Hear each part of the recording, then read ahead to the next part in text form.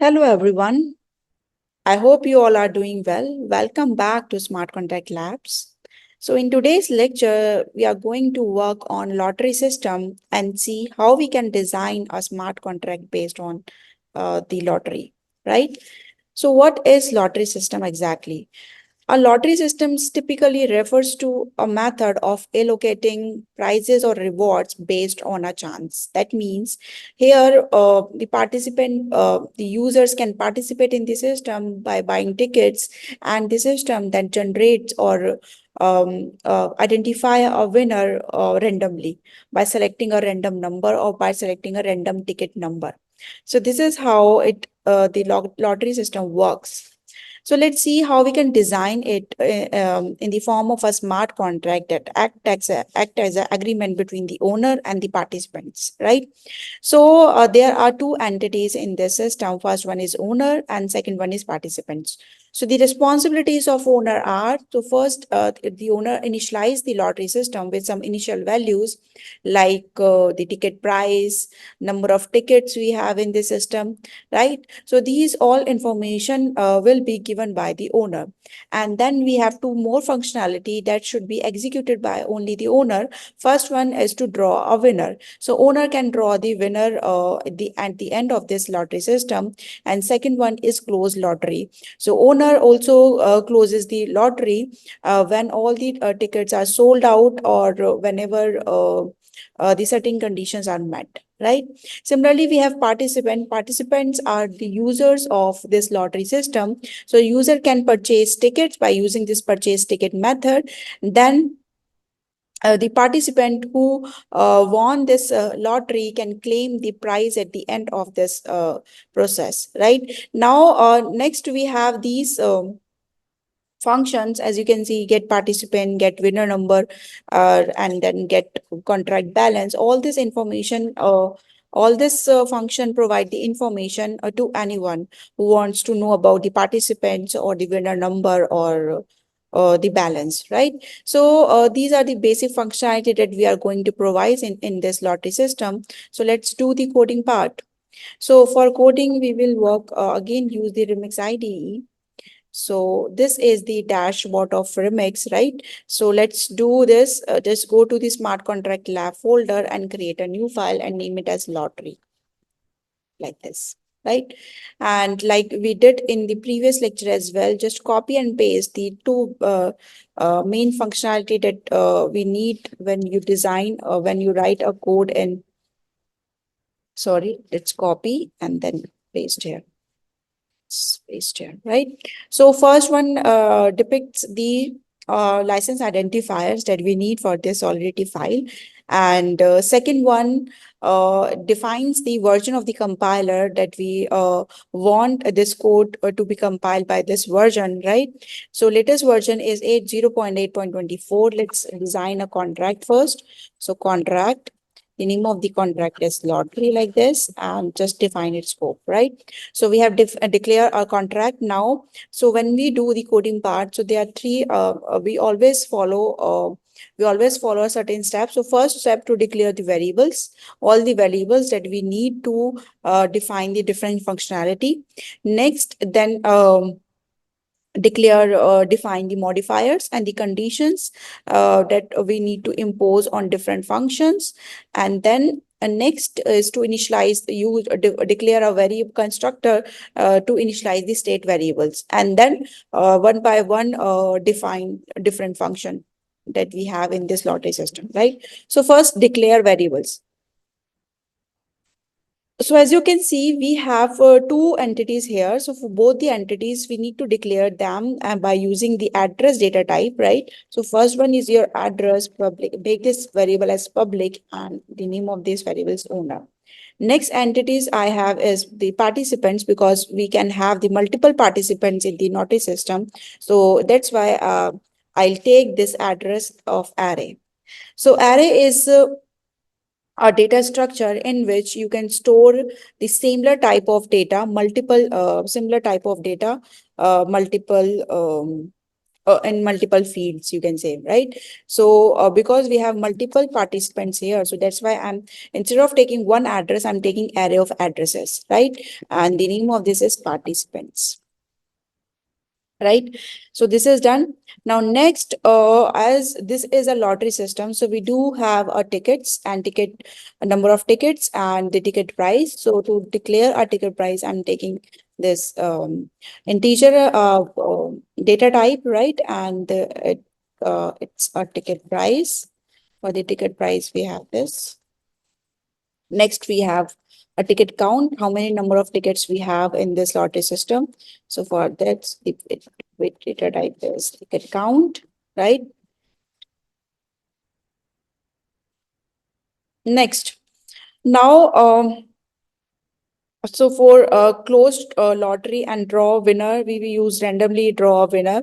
For closed lottery, we need a variable that is a Boolean variable to see whether that lottery is closed or not, right? So we take one Boolean variable that is a public, right? Is lottery closed, like this, to check whether that lottery is closed or not, right? And next, because we have to declare a variable as well to draw winner. So we need certain variable to hold the winning number, winning ticket number, right? For that, you can use uint again and then winning number like this, right? Next, because we need to store the details of the participants as well, detail as in that how many tickets each participant holds. So for that, we will use mapping, because mapping stores the value in the form of key value pair. So here the key is address of the participant and value is the number of tickets. So for number of tickets, we have uint, right? And then make this mapping as public, and then tickets per participant. Yes. How many tickets per participants?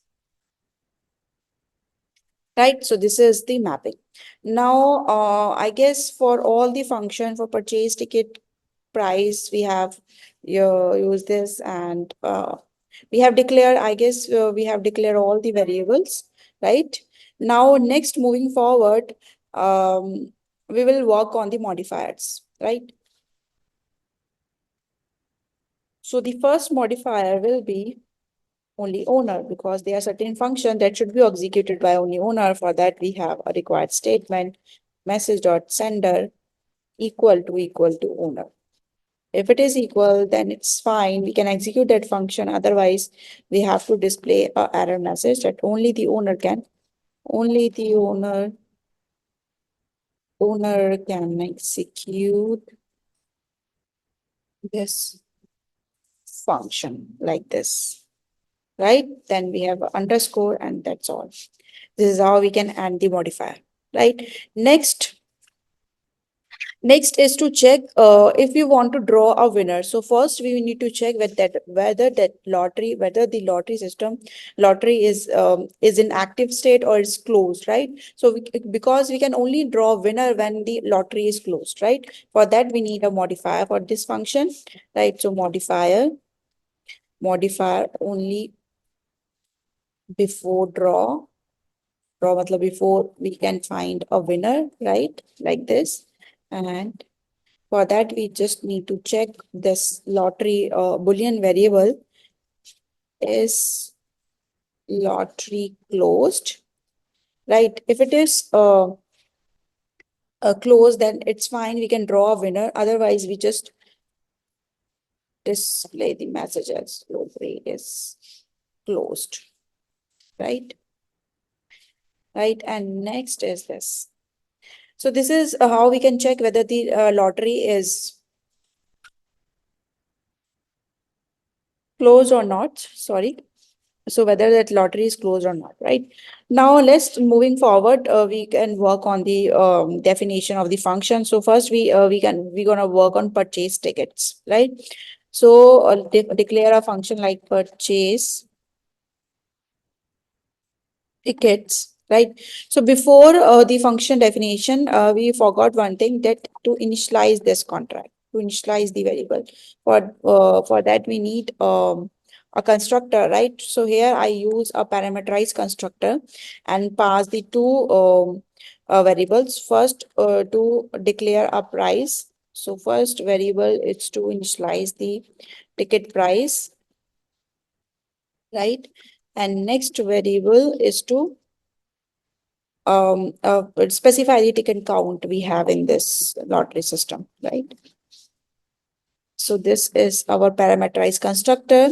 Right now, just initialize all the variables. So first variable is your owner, initializes with message.sender, right?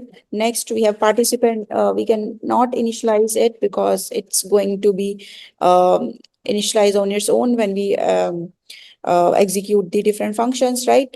Now, next we have ticket price, right? Initialize it with ticket price, right? Like this. And then we have ticket count, initialize it with ticket count, right? It's done. Now, and initialize it is lottery close adds false because it is starting, it is false, right? And winning number as 0 because there is no winner at the starting. Should be winning number as 0, right? I guess we have initialized all the variables, right? Good to go now. Now just to work on the function, and the function name is purchase tickets. Purchase tickets, right? Now, for the purchase tickets, we can pass that how many number of tickets you wants to buy, right? This function is for the user. I can specify number of tickets, how many tickets you wants to buy, right?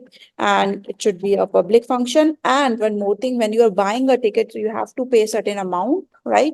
Whenever the transaction involves the payment of certain amount, so we have to make that function as payable, right?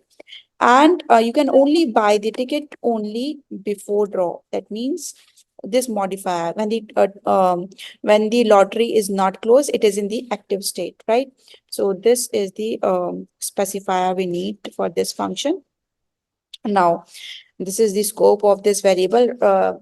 So there are certain checks we need before going to proceed for this definition.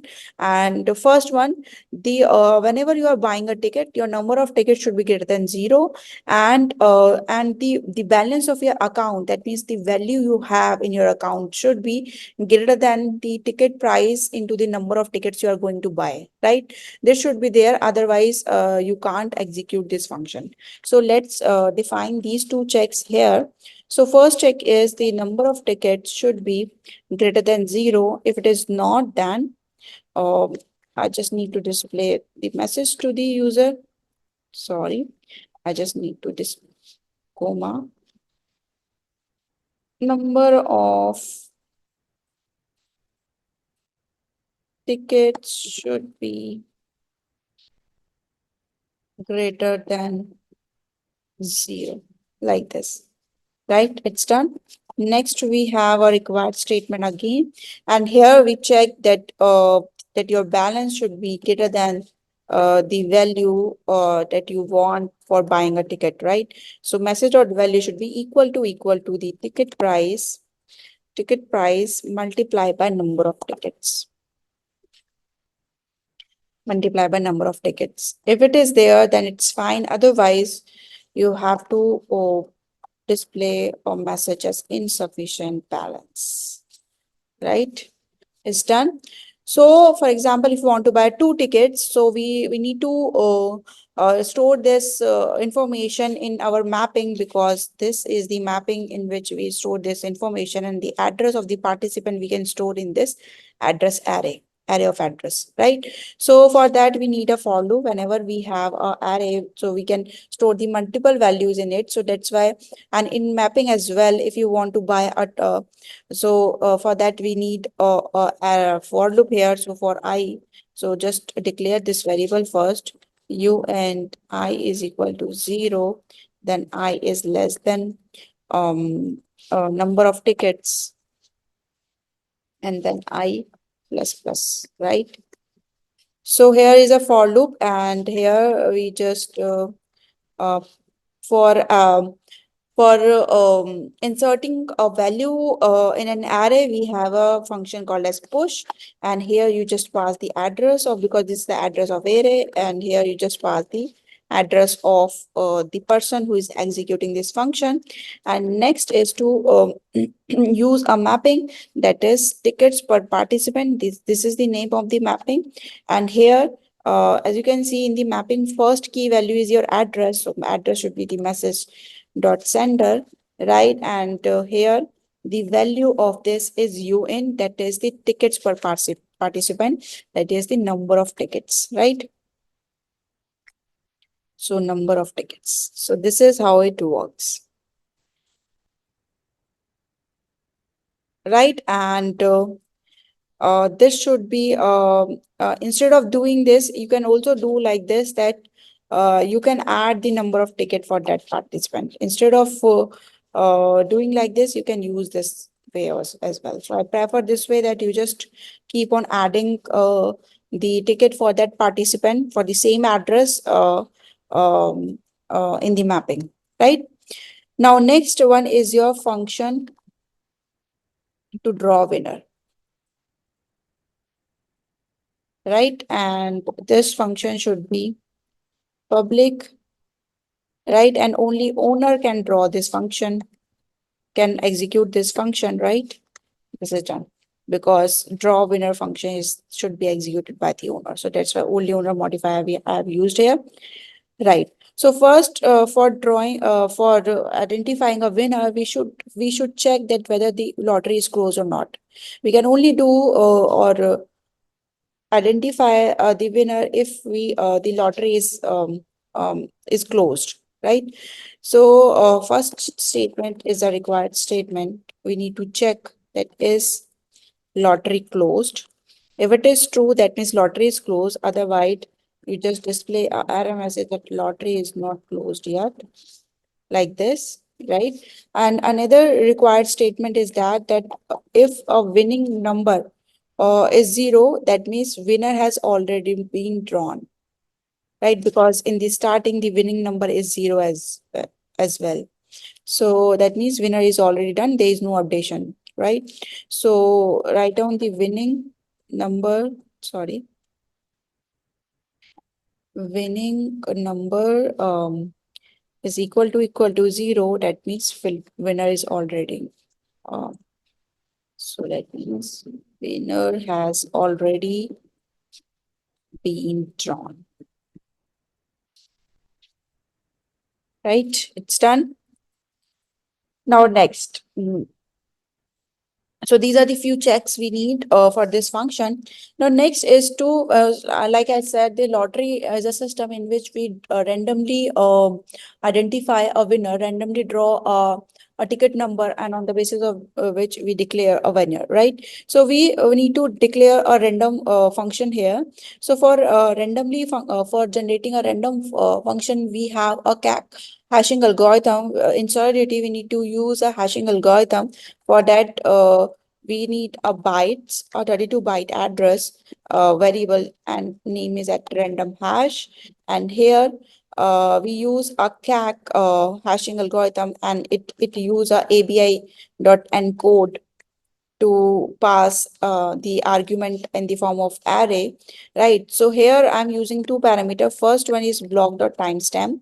So timestamp is denote the current time, and next parameter, I'll pass here the participants, right? Participants we have. Just remove this. And these are the, on the basis of these two things, we are just calculating the random hash. And then on the basis of this random hash, we just identifying the winning number. So the winning number, it should be equal to the, just convert it, this random hash to the UN first.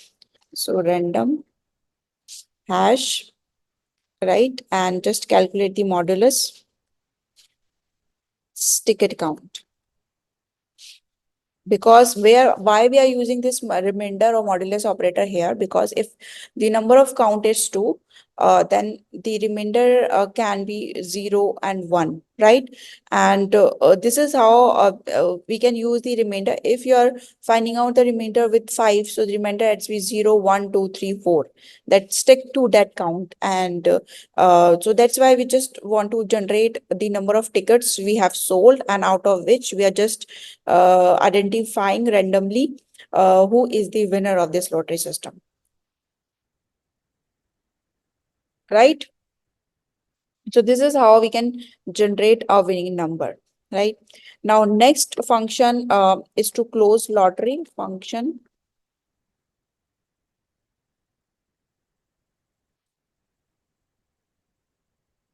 This function also is public and should be only executed by the owner, right? So here we require that for closing this lottery, we have to check whether the participant is equal to the number of the tickets we have, right? So for that, just write down the participants length, that is your array dot length, and this is how we can calculate the length of the array. The length function, right, should be greater than and equal to the ticket count.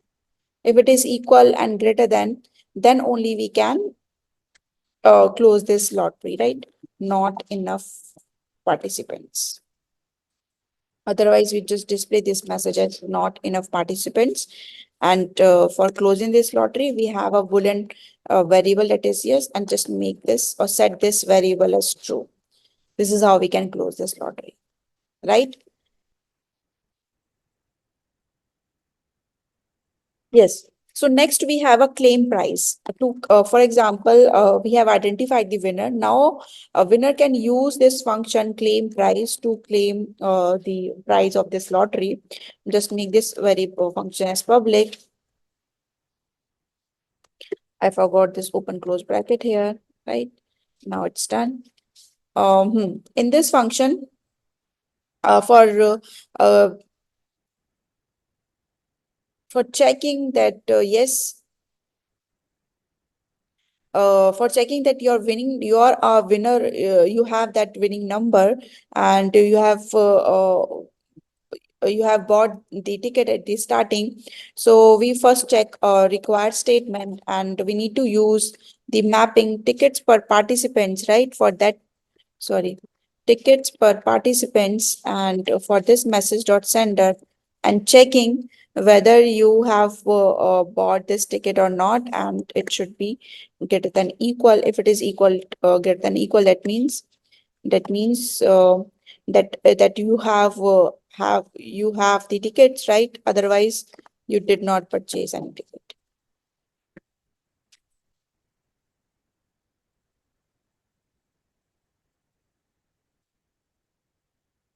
right? It is done. So first check is this, we just need to identify whether you have the ticket or not.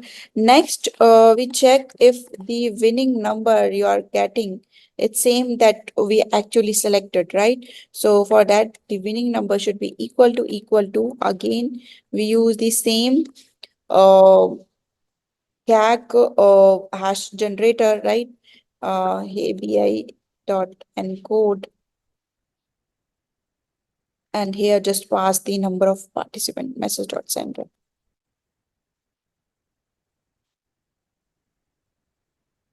Right, and the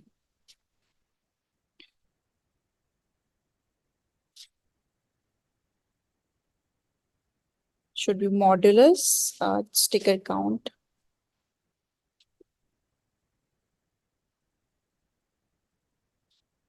plus 1. So this should be the true. That means you are verifying yes, you have the exact winning number, and now we can pass you the balance of the contract, that means amount you want. So for passing, we just message dot sender and transferring the amount. Transfer the this dot balance.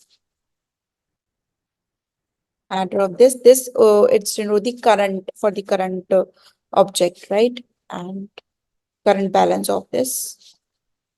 This is our global variable. It holds the balance of this contract, right? So first we check whether you bought the ticket in the starting or not, because this is how we are storing this information in the mapping, right? Next, we are checking if your winning number, you have the winning number, it should be equal to, and we are calculating it again by using the hashing algorithm and encoding function by using the address of this participant, and then using the again the modulus operator, and we are using the plus one as because the winning number should not be zero, because in the starting we have declared winning number as zero. That means that is the initial condition. So that's why I'm adding one here, right? Now we have three functions left, and that is your get participant, get winner number, get contract balance. Here we just this are one line of function. So that get contract balance, right? And here this function should be public. And because it is only returning the information, so that's why it should only be returns view function, and it return a unit value balance, right? So it just return like how we can access the balance of this. So it return address this dot balance. This is how we can return the balance of the contract, right?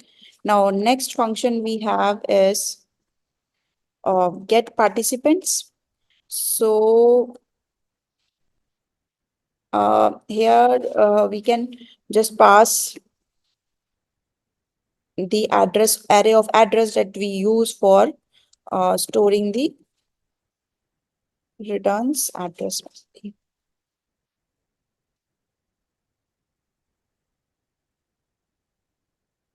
Right, just return that thing, the array of address participants. So next function is to get winning number,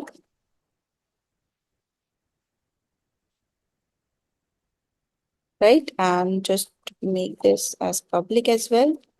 View again, and it returns the uint like this, and it should return the winning number. The winning number, right? This is the variable where we are holding. So I guess the code is done now. We have done all the functions. So first is get participant, get winner, get contract, claimPrize, purchase, close, and drawWinner. All functions are done, I guess. So let me quickly give you the overview. These are the variables that we use, that we have used in our function definitions. And then we have mapping, where we are storing the details of the participants. Then we have only owner, and then only before draw, checking whether the lottery is already active or not. And then we have the different functions, right? For drawWinner, we have used the hashing algorithm for generating the hash number, and by using that hash number or random hash, we using the modulus operator for generating a winning number. And the same winning number we are verifying here when the winner is claiming his prize, right? So let's compile this first. It's compiled. You can see the tick here. Now just deploy it, right? So for deploying, because we have a constructor here, we have ticket price and ticket count. So you have to pass the ticket price here.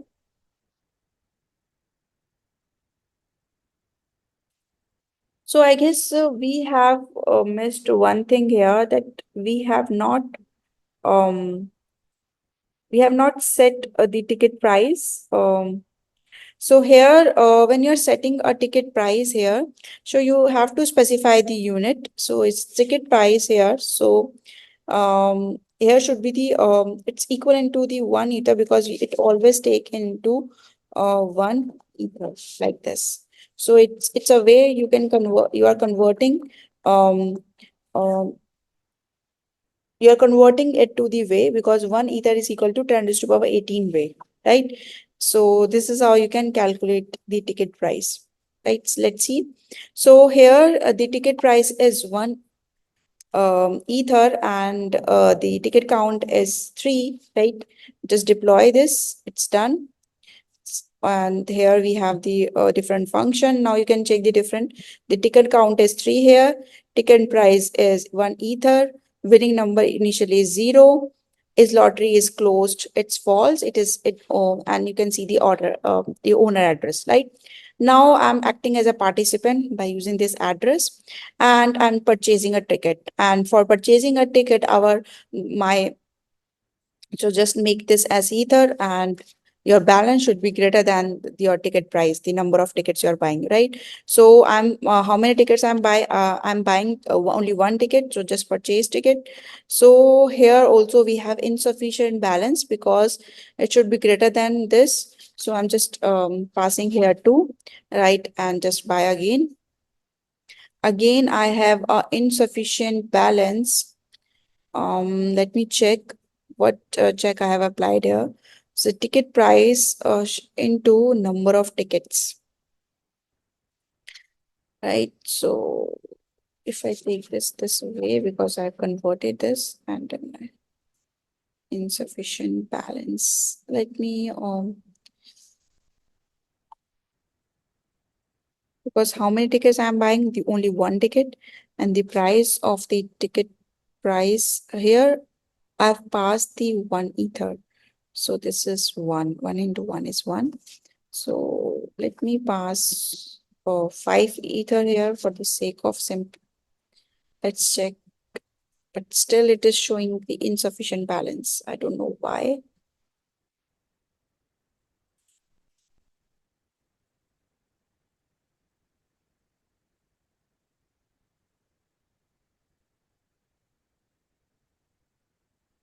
Let me check this condition again that the uh,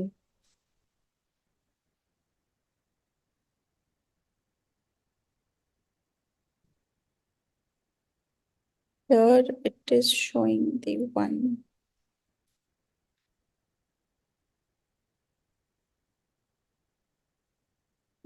Price into 1 ether. Ether is good.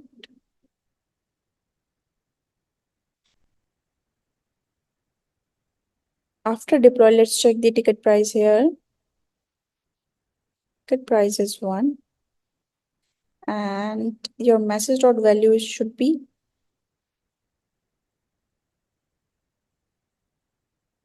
um, should be equal to the ticket price um into number of tickets. It's good. It's good to otherwise insufficient balance. Showing me error insufficient balance. So let me take this much amount and pass to ether. Way let's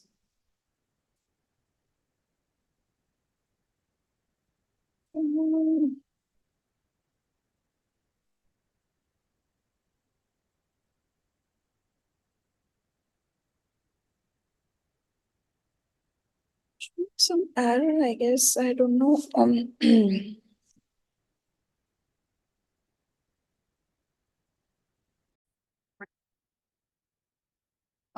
So yes, I have resolved that problem. That instead of taking the ether here, you just take the currency away here because where is a greater currency than ether, and just type the 1 as, and that like I have deployed with the ticket price as 1, and then you just purchase the ticket. Now it is done, right? Now I just switch to the another account and I'm buying again one more ticket, and just make sure that you are using the value as here 1, right? So it's done. Now you can get the participants. Now we have multiple addresses here, and this is the array of addresses we are using. And now it's false. Owner, you know who is owner, and these are the participants. And so for the participants, you can just find out. For example, for the 0 parts, the address is 0, and for the 1 index, what is the address, right? So like this. And here the ticket count is 2. So all the tickets I have brought, right? I have 2 participants, I have bought all the tickets. Now, next is to close a lottery. So for closing a lottery, I should be a owner first. So just close this lottery, and only the owner can execute this function and it reverted. So let's see who is the owner. 4B. So the owner is 4B. So it is the owner, right? 4B. The owner address is this, and just close this lottery. It is closed now. Now, next part is to draw a winner. So draw winner. So draw winner is in uh, uh, it's in pending state, and meanwhile you can check the winning number. So here first the winning number is 0. That means it is in progress. It is using the hashing algorithm, so that's why it's taking a bit time. And then again just execute the same function as draw winner. So it's gonna take some time. And meanwhile, we can take the cat contract balance. The contract balance is 3 ethers, right? And similarly, you can check the tickets per participants by passing the address here. You can take the address from here, the address of array, right? And get winning number. So the um, get winning number. Now we are getting the winning number. So winning number is 1 now, right? Who is the winner of this? Now we can, that winner can claim the prize, right? So the claim prize is in process. So this is how it works. So thank you all for your time. Have a good day. Bye bye.